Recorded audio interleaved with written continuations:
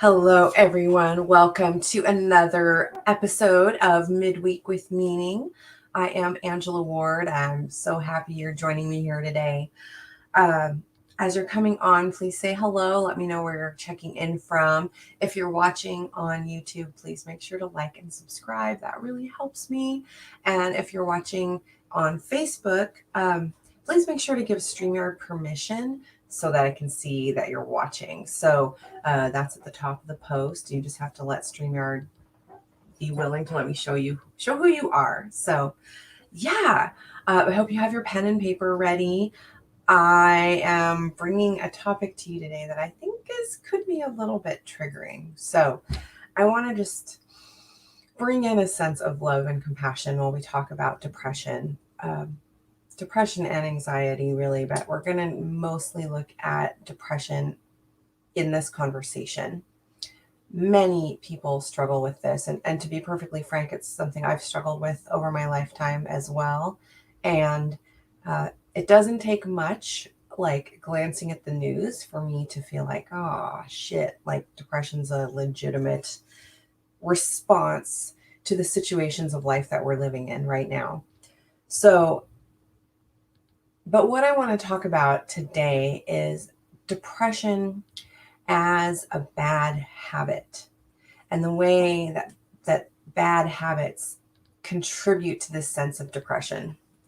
So, what I'm not saying, first of all, what I'm not saying in this conversation is if you struggle with depression, that somehow you are at fault for your depression, that you are perhaps weak. I'm not saying that you are in any way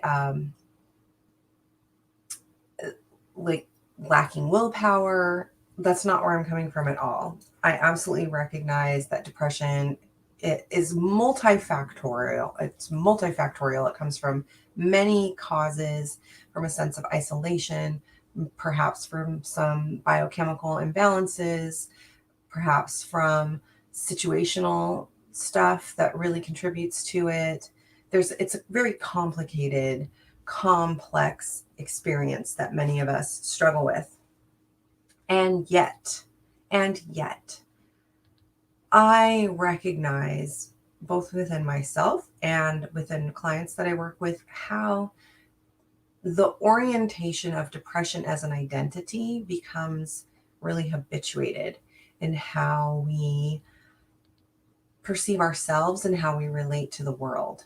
Does that make sense? I hope so. If I can get to like likes or emojis or thumbs up, that helps me a lot. So, what do I mean by this?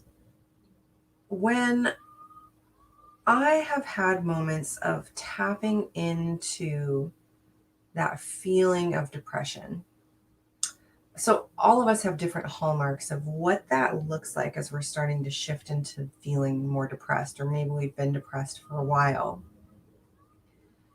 But for me, when I'm moving into that place, this voice starts for me that tells me that everything is poop and that nothing will ever get better. And that because everything is poop, I just deserve to do whatever the fuck I want. And there are no consequences. And why does it matter anyway? Can anyone relate to this? Is this a conversation that you have with yourself, or what is your depressed thoughts say to you? And when I've moved into those states, and when my clients start moving into those states, I think it feels really true. And also that it can be overwhelming in a way. Like it can be like an all pervasive voice that everything that we look at is just completely colored with that lens. So, what am I saying here exactly as depression as a bad habit? So,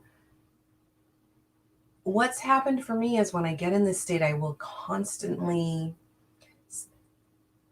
not take action or do behaviors that don't actually contribute to me feeling better.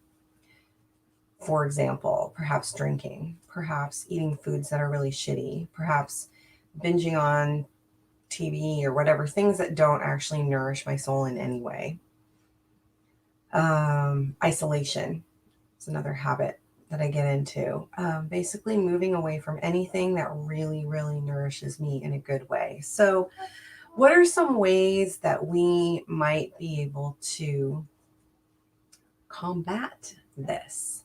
How might we be able to start stepping free from this feeling?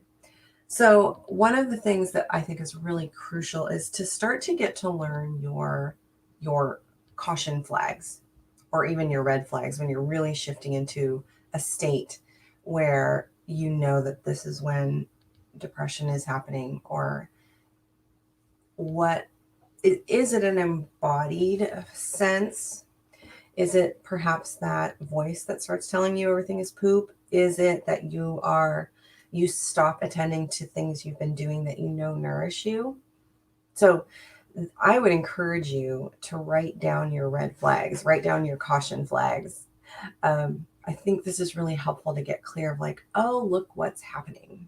Look what's happening. The next thing that I think is really important is to consider how you might care for someone that you love, a family member, a friend, a child, a parent, an elder, if they were struggling with some of the things that you feel like you're struggling with. Like, how might you consider caring for them? Because what I want you to do is to start thinking of those actions of what it is you're doing that contributes to helping them feel better. So, there are times I think that those feelings of depression do require a little bit of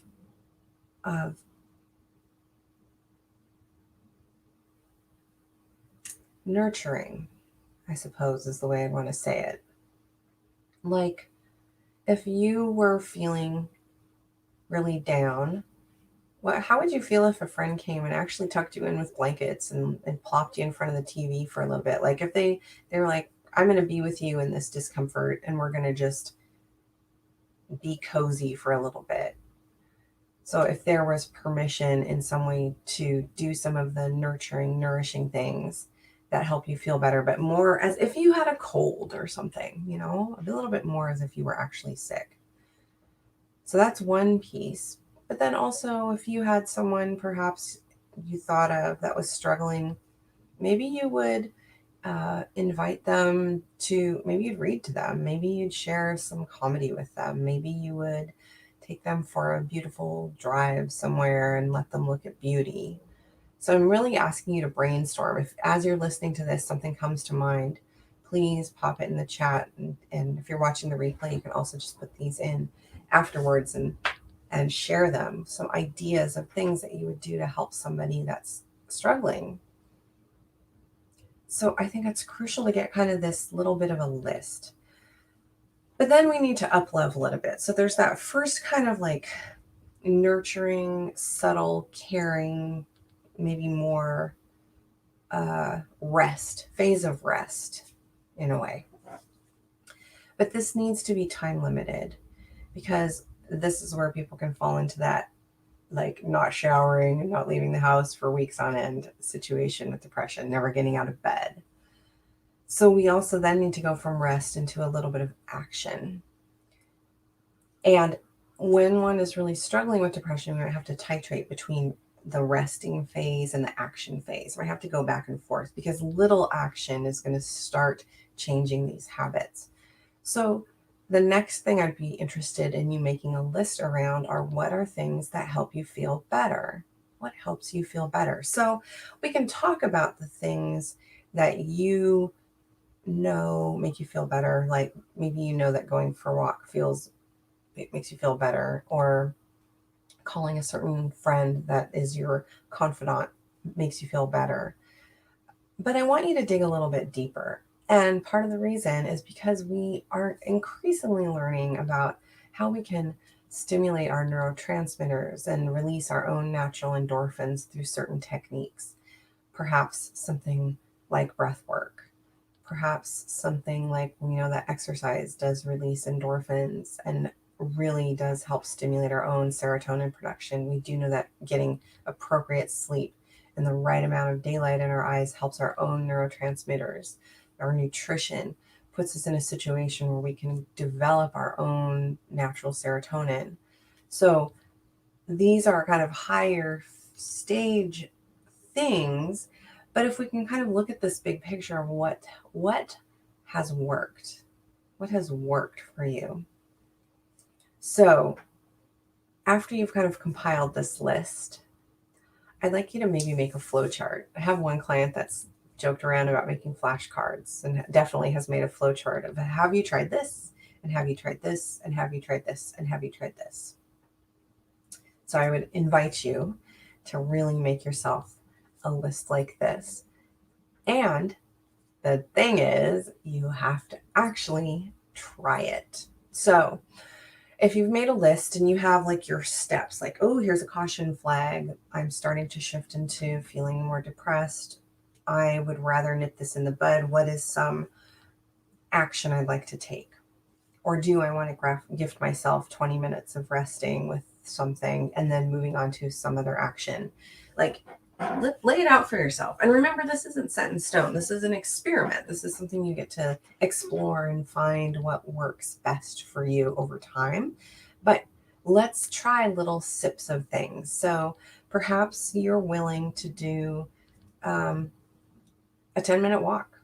You know, that's one of the things high up on your list. You're like, whew, my mood is shifting. And you're like, okay, I'm going to go try this. The secret, however, is really to make sure that you give yourself an honest assessment of where you're at before you do this intervention and where you're at after this intervention. So, and I need you to look at more than just I think I feel better or I don't actually feel better. Because that depression monster can really overwhelm us, right? The habit of thinking that, because I'm doing this because I do this, nothing will ever work. Ugh. Right? Like that. It's kind of silly, but that's what happens for me sometimes. It's like it turns into this big, like nothing's ever going to work. So yes, it's important to consider like your mood before and after, but let's also explore more deeply into the body. Like what is happening to you when you feel depression coming on? Many of my clients report a sense of flatness, of lack of interest in anything around them, maybe more shallow breathing, perhaps a lack of energy, or maybe their muscles feel kind of cold, or maybe they can't really feel their body at all. So let's say walking is an intervention on your list. So before you go, take a moment to really get clear about what's happening here. What's happening? What's happening? And then take your walk, your agreed upon walk. And when you return home from that, take a full assessment of what's happening. Is it simply your mood is boosted? Well, maybe your mood hasn't shifted a lot, but are you more in your body? Are your limbs feeling a little more alive to you? Is your breath a little more open, perhaps? So it's really good to take a full picture of where we're going. If you'd like to next level some of that stuff, perhaps you're someone that might have walking as an intervention, but maybe also listening to music as an intervention, and maybe connecting with your animals is another intervention. What if you put all those three things together, that I'm taking the dog out for a walk for 10 minutes and I'm listening to, I don't know, who's the music that makes you feel more buoyant, right? Maybe you like Michael Franti or Trevor Hall, or maybe you like some metal, or I don't know what your jam is, but something that usually gives you a sense of light, levity. Bring that in. So that's some of the steps, making this flow list, this checklist, getting clear about your red flags, and doing an assessment of where you're at before and after your interventions. And please remember to include connecting with other people and letting them know how you're feeling and where you're at, because doing this in isolation can be really, really challenging. There is no shame in depression. Please understand that. I mean, some of the depression people experience is because they have shame that's contributing to it. But friend, it's okay. The world is wonky. and times they are rough. So struggling with depression is no it's there's no shame in that. So please know there are resources out there to support you. There's groups, there's people like me you can talk with. There's, if you're really feeling in a deep way, there are crisis lines all over the country, 24 hours a day, where people can talk with you. And I think those are wonderful resources. You don't have to be actively suicidal to connect with them. If you're feeling really distressed, or like you feel like you're starting to slide into a place and need a lifeline, that's exactly what they're for. So don't hesitate, please. But let's kind of shift a little bit more into this bad habit situation. And what is a bad habit exactly? To me, the idea of a bad habit is something that does not contribute to your well-being and growth. It's something that it's a habit that actually depletes you in some way, contributes to, or it takes your life away in some degree, to some degree. So what might be a bad habit for me might not be a bad habit for you, but you know, you have to really make a determination if what you're doing is serving your big picture, right? Is actually serving you. And I trust that there are parts of you that really clearly know when an action that you're taking is in alignment with nourishing your soul in a deep way versus, being more harmful, right? Or even neutral or time wasting. So, also, I just want to say it's okay to have some recreation. Please understand, I'm not saying that no fun is allowed. So if you're someone that needs to play video games for half an hour every day and that feels nourishing to you, go for it. Understand that some things like that can be portals that one can disappear into. So just continue with some awareness about that. But no shame, man. If you need to surf Instagram for half an hour and that's your thing, do it for sure. But remember that there are habits you can build in that are going to actually improve your life. So how do we start putting habits in? Well, I have a course that you can watch anytime you want. It's called Disrupting the Disruptor. I think there's a lot of information in there about how to build some really high quality habits into your life, including the idea of habit stacking. So if you're someone that struggles with depression and you've made this list of interventions, perhaps you need to build those things in every day, right? Build in every day the walk, the stretching, the listening to things that inspire you, whatever those things are, and learning ways to make it a kind of automatic part of your life. Because another thing I find with my clients is once they get a little whiff of depression, they drop everything. They drop everything that has helped them feel better. And that's just, it's okay to take a break for a minute, but if you know what that works for you, why would you stop doing what's working for you? It's working. So don't stop doing it. Don't stop doing it. And hopefully these are things that bring you some actual joy.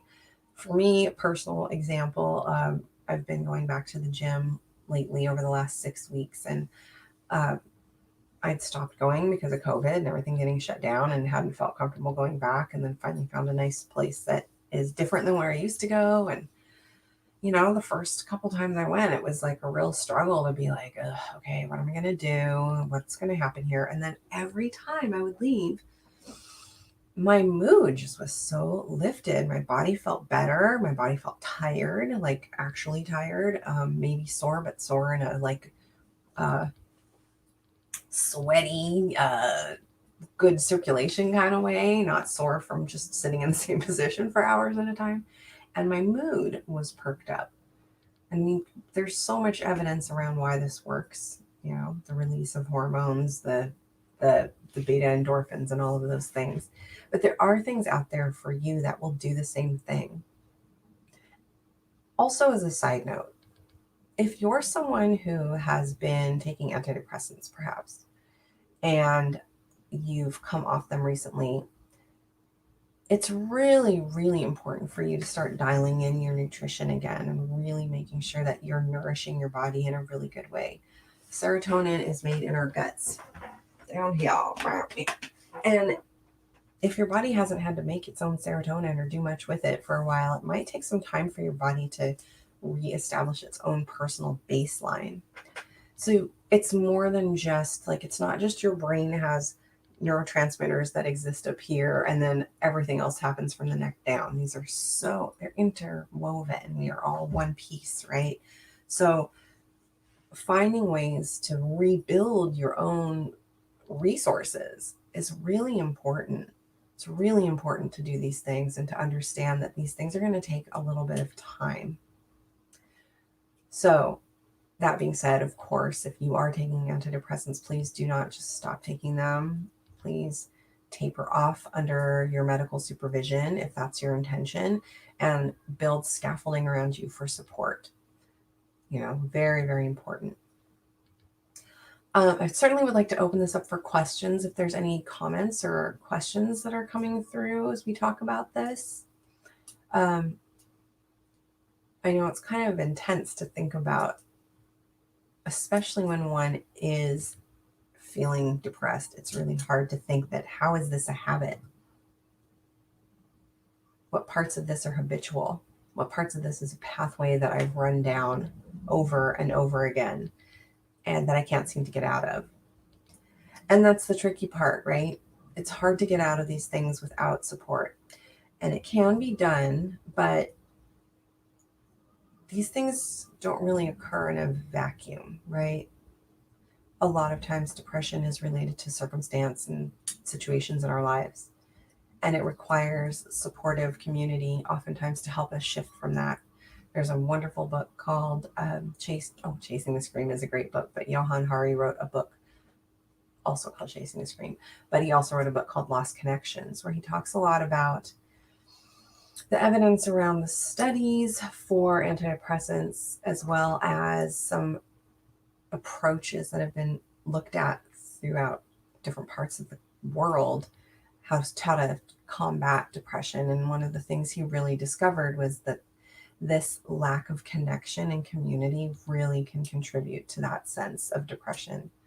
So I would highly recommend that book, or listening to anything that talks that he's on. It's quite interesting. But speaking of community, it is really essential to be in collaboration with people that are working through these things. So I want to just let you know that we are going to be doing the Resilient Wellness Workshop again starting August 23rd, back by popular demand. I've had some people ask for it again. It's been about a year, I think, since we've done this. It's free. If you'd like some support in building some good habits and doing a good assessment of some aspects of your life, please come. I'll put the link on the screen if you're interested in registering. I just go to bit.ly Guardian RWW, and that'll get you registered. So the Resilient Wellness Workshop is designed for really kind of getting solid where maybe things have slipped up a bit over the summer. Things change, right? As society changes, as the season changes, as uncertainty remains a constant part of our lives, we need to get solid in our structures that help us build resilience, that helps us build that sense of being able to rebound or to adapt, to be adaptable. When one is depressed, it's really hard to be adaptable, right? You can't. It's like it's too much to make any change happen. So this is a way that we can strengthen some of that adaptability, that resourcefulness. The workshop itself is taking place Monday through Friday. It's 8 to 8:30. My intention is to keep it kind of short, like one of these midweek with meetings, where we're going to focus on a particular thing every day. And there will be prizes, because there will be homework. And if you participate in the homework, you can get a chance for prizes, because I'm ethically bribing you. And yeah, I'd love for you to learn more about it. If you want to learn more, I'd love to have you there. please invite your friends and share the information. And in the meantime, start thinking about what are your caution flags? What are your red flags that you're transitioning into this place that doesn't feel great for you? What are the list of interventions that you would like to try? In what order? Excuse me. And what are the habits you might stack, or what are the interventions you might stack? And then how might you do the pre-assessment and post-assessment to see how you're feeling, and in the whole-bodied assessment. So let us build resilience. Let us find ways to give ourselves some connection and support to help us ride these wild waves of being a human alive on the planet these days. All right, my friends, I absolutely love you. It's been so good to have you here today. We'll be back here next week at the same time. And remember, this is all for you. So if there's a topic that you find interesting or you'd like to know more about, or where you'd like to go deeper, please reach out and let me know. I would love to dive in for some of those things for you. All right. Have a beautiful day, my loves. Mwah! Thank you for watching.